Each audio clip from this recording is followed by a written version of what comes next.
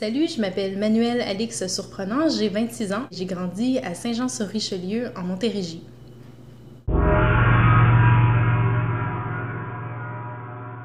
Je suis née à Séoul, en Corée du Sud. Ma mère a décidé de me laisser à l'hôpital parce qu'elle m'a eu avec son copain, mais à l'époque, elle n'était pas mariée.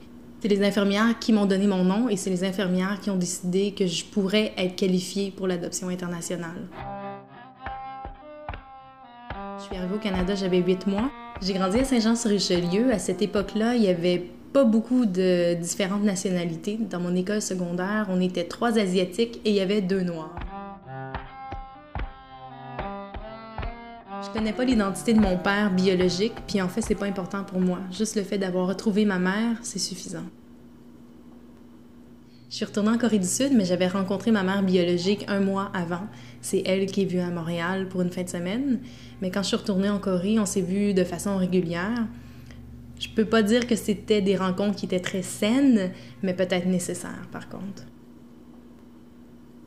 La question que j'ai toujours voulu poser à ma mère biologique, mais que je sais pas si un jour je vais oser lui demander, c'est de savoir si ma mère elle m'a déjà aimée. Je peux pas imaginer qu'elle m'a portée dans son ventre puis qu'elle a déjà caressé sa bédaine en étant fière de moi. C'est drôle parce que c'est souvent dans le regard des autres que je réalise que je suis asiatique parce que moi, j'oublie, je suis entourée de Québécois, des personnes blanches et puis je m'identifie à eux. Mais c'est souvent les autres, les étrangers qui me rappellent que je viens d'ailleurs. Au restaurant asiatique, quand ils me saluent en langue asiatique puis j'ai aucune idée qui parle à moi, ou il y a même des fois de mes amis proches qui me disent « Hey, aujourd'hui, t'as l'air asiatique », puis ça me fait rire à chaque fois parce que c'est comme si eux aussi, finalement, oubliaient parfois que je suis asiatique tellement que je suis québécoise.